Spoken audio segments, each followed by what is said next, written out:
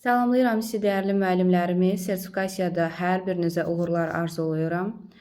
Sertifikasiya müsahibə hazırlığımıza başlayırıq və 2025-ci ilin ilk izahını sizə təqdim edirik. Bildirim sizə ki, sertifikasiya müsahibə zamanı biz bilirik ki, bir neçə məqam üzrə bizim bal toplama imkanımız var və bunun üçün biz nə etməliyik? Orada vacib məqamlar nədir? Özünü təqdim etmə, pedaqoji prosesin təşkil edilməsi bacarığıdır, şagirdlərin qiymətləndirilməsi bacarığıdır, mövzunu təqdim etmə bacarığıdır və ən sonda da ünsiyyət bacarığı yoxlanılır. Bu günləri biz başlayacağıq elə əvvəlcə özünü təqdim etmədən. Yadınızda saxlayın ki, sertifikasiya müsahibə zamanı vacib olan məqamlardan biri budur ki, özünü təqdim etmədə səlis nitqlə bunu təqdim etməliyik. Çünki bir insan özünə aid olan faktları, sübutları tam olaraq dilə gətirib, ifadə edə bilmirsə, şifahi nitqini nümayiş etdirə bilmirsə, bu müəllim üçün böyük bir qəbahət hesab edilir və bu zaman sizin balınızdan kəsiləcək. Tam olaraq 8 balı əldə etmək üçün biz nələrə diqqət yetirməliyik? Özümüzü təqdim edərkən ad, soyad, ata adına mütləq şəkildə diqqət yetiririk. Daha sonra isə doğulduğumuz yeri burada qeyd eləməyimiz və ili qeyd etməyimiz də mütləqdir. Yəni, təvəllüdümüz və doğulduğumuz yer. Oxuduğumuz məktəbi qeyd edirik, hansı məktəbi bitirmişik. Bitirməyimiz yetərlidir. İbtidai sinifi haradasa oxumuşuqsa, məktəb dəyişmişiksə, orta məktəb, bu önəm daşımır. Sadəcə əlavə olaraq deyə bilərsiniz ki, filan nömrəli məktəbi mən filancı illərdə bitirib, elə həmin ildə də məsələn, ali təhsil müəssisəsinə bakalavr və yaxud subbakalavr üzrə təhsil almışam. Hansı ixtisas üzrə almışsınızsa təhsilinizi bunu bildirirsiniz. Əgər orada ixtisas artırma olubsa, bunu mütləq şəkildə qeyd etməyiniz də vacib hesab edilir. Sonra qeyd edəcəyiniz nədir? İşlədiyiniz məktəbə miqləmi qəbul olmusunuz? Yəni, müəllimlərin işə qəbulu imtahanından keçərəkmi işlə təmin olunmusunuz, yoxsa belə deyək, köhnə ənənəvi üsulla işə qəbul olmusunuz, yəni müəyyən bir müsahibə və s. Sonra qeyd edəcəyimiz məqam nədir? Yer dəyişmə edibsizmi? Ümumiyyətlə, bugünə qədər yer dəyişmə eləmişsizsə, bunu da orada qeyd etməyiniz vacib hesab ediləcək. Çünki bilirik ki, yer dəyişmə imtahanı da artıq Təhsil Nazirliyi tərəfindən təşkil edilir. Ən sonda qeyd edəcəyiniz məqam nədir? Bununla yekunlaşmır. Vacib olan budur ki, bir müəllim olaraq Təhsil Nazirliyi tərəfindən və yaxud da məktəb rəhbərliyi tərəfindən hər hansısa bir sertifikat, təşəkkürnamə, diplom, tərifnamə bunlara layiq görülmüsünüzsə, mütləq şəkildə bunu orada qeyd etməyiniz vacib hesab edilir. Əgər sizin belə bir nailiyyətləriniz olmayıbsa, elə sizin illərdir dərs keçib keyfiyyətli şagird yetişdirməyiniz sizin nailiyyətiniz hesab ediləcək. Bildirəcəksiniz ki, mənim illərdir, məsəl üçün 10 ildir tədris etdiyim fən üzrə keyfiyyətli təhsil verərək şəxsiyyətlər yetişdirmişəm. Həmin şəxsiyyətlər həkim, belə deyək, digər müəllimə və s. fənlərə, ixtisaslara yiyələnərək müəyyən bir həyatda özlərinə məxsus yeri tutublar. Və mənim şagirdlərimin uğuru elə mənim üçün ən böyük nailiyyətdir. Bunu da vurğulamağımız mütləq hesab edilir. Yadınızda saxlayın, müsahibə zamanı ləhcə olmamalıdır. Yəni, dialektdan istifadə etməyin. Əlbəttə ki, Azərbaycanın hər bir bölgəsinin dialekti, ləhcəsi çox şirindir, çox gözəldir.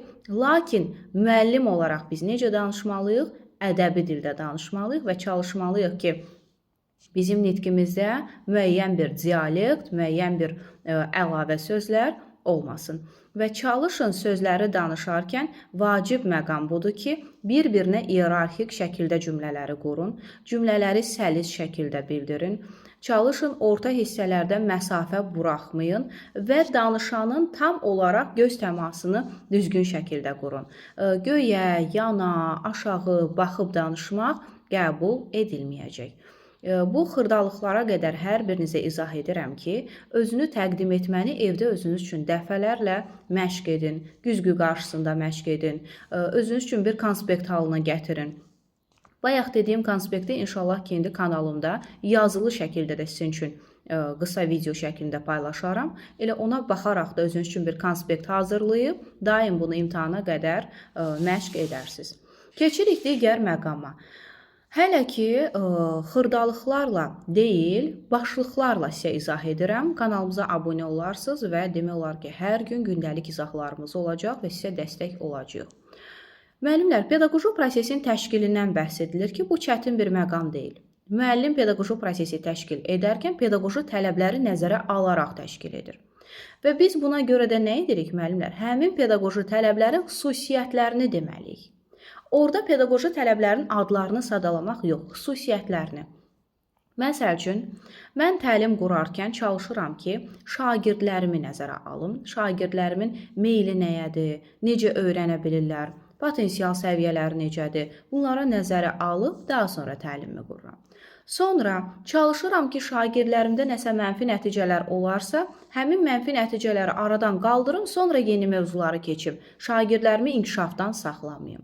Daim şagirdlərimə özgüvən verirəm, özünə inam verirəm, onlara rəy bildirirəm gördüyü işə əsasən. Elə bir rəy bildirməyə çalışıram ki, onlar üçün effektli olsun. Onlar sabah o etdikləri səhvi yenə təkrarlamasınlar. Əksinə, daha yaxşı işlər görsünlər, daha yaxşı cavab vermələr göstərsinlər. Biz burada nə etdik? Məsələn, fəaliyyətin stimullaşdırılması.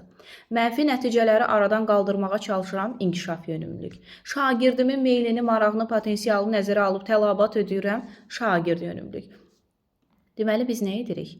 Bu pedaqoji tələblərin adlarını deyil, onların xüsusiyyətlərini ünsiyyət qaydalarına əsasən sanki söhbət edirmiş kimi qarşı tərəfə cavab veririk. Yəni, həyəcanlamağa heç bir əsas yoxdur. Öyrəndiyiniz kurikulumdan nə varsa, sırf orada da tətbiq edəcəksiniz. Sonra bizə deyir ki, mövzunu təqdim etmə bacarığı. Mövzunu təqdim edərkən bizdən orada soruşulacaq alt standartdan təlim nəticəsini düzgün çıxarmaq. Diqqət etməlisiniz ki, alt standartdan təlim nəticəsini çıxardarkən müəyyən bir qaydalara əsasən dinamik feillərdən istifadə edəsiniz, şagird yönümlü olsun. Çox sayda təlim nəticəsi çıxartmağa ehtiyacı yoxdur, çünki 45 dəqiqədə bunu reallaşdırmaq mümkün olmayacaq. Və diqqət yetirəcəyimiz məqam da bundan ibarətdir ki, alt standartdan təlim nəticəsi çıxardarkən alt standartı kopyalayıb istifadə etmək olmaz. Həmin təlim nəticəsində müəyyən o dinamik feillərdir ki, biz deyirik taksonomiya feillərindən istifadə edirik. Amma statik feillər nədir? Bilir, bacarır, tanıyır, öyrənir, öyrədir, əzbərləyir və s. kimi qiymətləndirilə bilməyən, ölçülə bilməyən feillərdən istifadə etmək olmaz. Keçirik digər məqama. Mövzunu təqdim edərkən mövzuya uyğun iş üsuludur, iş forması da seçilir. İş üsulu ilə iş forması bir-birini tamamlamalıdır. Məsələn, siz orada seçirsiniz Syncvein, sonra gəlib deyirsiniz cütlərlə, qruplarla.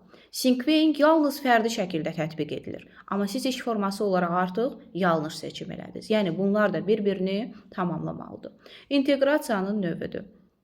Dərsin mərhələləridir. Hansı ki, dərsin mərhələləri deyəndə biz onu 7 mərhələdə də təqdim edə bilərik. 3 mərhələdə də deyə bilərik ki, maraq oyatma, öyrənmə prosesi, qiymətləndirmə və refleksiya. Dərsin 7 mərhələsi olsa da, müəllim məcbur deyil ki, vacib deyil ki, o 7 mərhələnin 7-sini də reallaşdırsın. Vacib mərhələləri nəzərə alaraq, digər mərhələləri də, belə deyək, kənar tuta bilər. Vacib mərhələlər nədir? Motivasiyanı necə qurursan? Hansı vasitələrlə qurursan? Refleksiyanı necə aparırsan? Şagirdin bugün öyrəndiyi təlim nəticəsinə nə qədər çatdığını necə yoxlayırsan? Bunlar hamısı bax refleksiyadadır. Qiymətləndirmə, yalnız müəllim qiymətləndirməsini aparırsan? Xeyr, özünü qiymətləndirmə, yoldaş qiymətləndirməsi. Bax, bütün bunlar hamısı mövzunu təqdim etmədə öz əksini tapacaq. Sonra bizə gəlir orada şagirdlərin qiymətləndirilməsi. Biz 2024-cü ildə sertifikasiya müsahibədə artıq bizə məlum oldu ki, biz əvvəllər təlim nəticəsindən meyar çıxardırdıq. Həmin meyara əsasən şagirdi qiymətləndirirdik. Amma artıq qaydalar dəyişərək bizə təqdim olundu ki, biz verdiyimiz meyardan rəy çıxardıb həmin rəy əsasında şagirdi qiymətləndirməliyik. Bu rəyləri də bilmək üçün həmin rəy mövzusunu mükəmməl bilməlisiniz. Rəy var, motivə edici rəy, təsvir edici rəy, korreksiya edici rəy, konstruktiv rəy. Bax, bütün bunlara biz diqqət yetirməliyik ki, korrekte edici rəy nədir, konstruktiv rəy nədir, ümumiyyətlə səmərəli, effektiv rəydə nələr öz əksini tapmalıdır ki, sabahları biz həmin rəyə əsasən şagirdimizi qiymətləndirə də bilək. Nəyə görə bunu belə təqdim elədilər? Çünki bir var meyara görə qiymətləndirirdik, bir də var rəy verəndə şagird nəyi, necə etməli olduğunu bilir və gələn dəfə artıq o səhvlərə yol vermir. Buna görə də rəy ilə qiymətləndirmək daha ön plana keçməsi effektiv hesab edildi. Ən sonda gəlir ünsiyyət bacarığı. Ünsiyyət zamanı hətta sizi qarşı tərəf qıcıqlandırsa belə, deyək ki, hansısa suala cavab verə bilməsəz belə, ya doğru dediyinizi düşünürsünüz, onlar səhv qəbul edirlərsə belə, əsəblərinizi tam cilovlayırsınız, cəmləyirsiniz. Belə deyək, Daniel Goleman'a əsasən özümüzü idarə eləməyə çalışırıq. Rasional olaraq düşünəcəyik, müəllimlər burada. Hisslərimizi lazımi anda, lazımi miqdarda üzə verəcəyik və çalışacağıq ki, təmkinlə, özümüzü ələ alaraq, bildiklərimizə əsasən səlis nitqimizlə cavab verək. Ola bilər ki, imtahanda sizə 3 dənə sual versinlər, 2 dənə sual versinlər. Amma siz elə dolğun bir cavab verə bilərsiniz ki, bütünlüklə o 40 balı əldə edərsiniz. Yəni, sizin nitqinizdən, ünsiyyətinizdən, cavab vermə qabiliyyətinizdən çox şey asılıdır. Hətta öyrənib sonradan nitqinizi düzgün təqdim edə bilməsəz, bu zaman sizin üçün problemlər yarana bilər. Və mən bugündən etibarən bizim ödənişsiz qrupumuz açılıb ki, ora müəyyən qədər müəllimlərə materiallar da göndəriləcək və yaxud da suallarına cavab veriləcək və izahlarımız, YouTube izahlarımız da orada yerləşdiriləcək. Hər kəsi suallarını da orada verə bilər. İnşallah ki, iyul ayının 1-dən bizim ödənişli dərslərimiz başlayır və aksiya təşkil edilib ki, müsahibə dərslərinə qoşulan müəllimlərimizə iyun ayının sonuna qədər 20 manat təşkil edir. Və bizim müsahibə dərslərimizə nələr daxildir? Balaca PDF-lər qısa olaraq sizə göndəriləcək, yığcam, tam olaraq lakonik şəkildə təşkil edilib.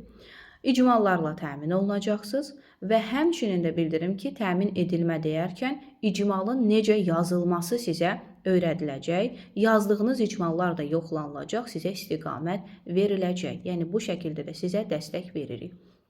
Və bildirim ki, sual-cavab təşkil edilir, dərs sual-cavab şəklindədir. Öncədən materiallar göndərilir, nə isə başa düşməsəz müsahibə dərslərində izah olunur. Qrup və fərdi şəkildə dərslərimiz iyul ayının 1-dən artıq fəaliyyət göstərməyə başlayacaq. Həmin vaxta qədər qeydiyyatdan keçmək istəyirsinizsə, aksiyadan yararlana bilərsiniz. Kanalımıza abunə olun, kanalımızı izləyin. Burada da paylaşılacaq videolardan özünüzə dəstək götürüb, müəyyən məqamları öyrənib, sertifikasiyada uğur qazana bilərsiniz. Hər birinizə təşəkkür edirəm izlədiyiniz üçün.